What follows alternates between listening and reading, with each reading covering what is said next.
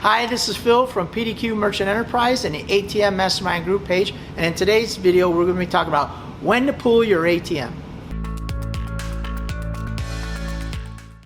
Okay, always remember we have an ATM A to Z course that teaches you from A to Z how to be successful in the ATM business. We also have an ATM Mastermind Group page that's free to join for like-minded individuals just like yourself who want to learn a little bit more about the ATM business and get in a like-minded community of people just like yourself.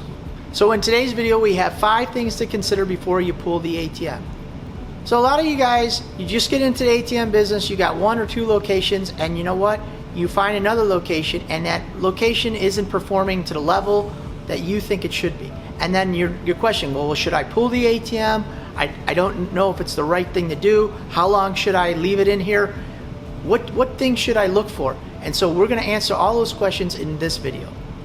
So the first thing I like to do is when we put an ATM in a location, I always try to give it a long period of time frame. So my time is between 90 and 180 days. That's 3 to 6 months. We usually leave an ATM in a location, because traffic patterns change and people have to know that the ATM is in the business, and it takes a little while for people to remember that the ATM is in that business and providing a cash solution. So what you want to do is you want to leave that ATM in the spot long enough to establish traffic patterns, make sure that the customers who come into business know that there's an ATM there, and other people off the street can recognize, you know what, there's an ATM in that business, and that's a business that I need to go to get extra cash or cash when I need it.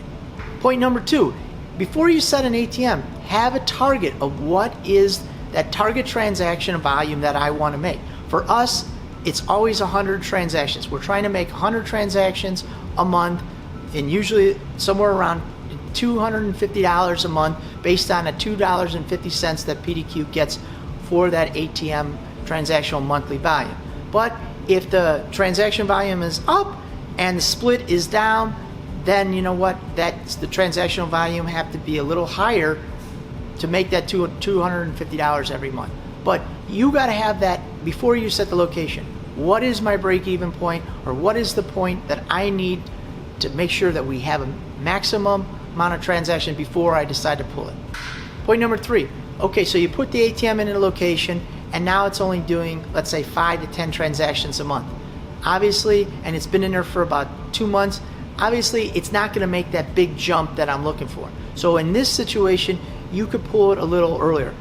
Point number 4, did the business model change? Did you go into a barbershop and the guy was taking credit cards and he says, you know what, we're gonna put the ATM in, we're gonna see how it does, and then we're gonna eliminate our credit cards. And then you get into the game, you're in there 60 days, and you're asking the store owner, hey, I thought we were gonna take the credit cards. He says, yeah, we talked about it, but we decided not to. Now your transactional volume is still low, you don't see signs of the business model changing. So you know what, at that stage of the game, you might not have to wait that long, and you wanna make a move, you pull that ATM. And number 5, the store hours change. So maybe in the beginning they were open up 12, 18 hours a day, and now they cut their business hours to maybe 6 or fewer.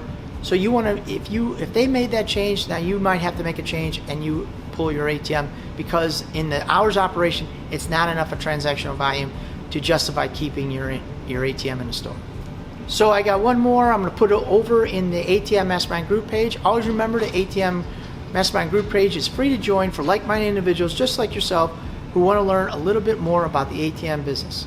Always remember to like and subscribe to our YouTube channel, and you can always comment below and tell us any other videos that you like to make, or just share it with a friend that you think that will add value to them.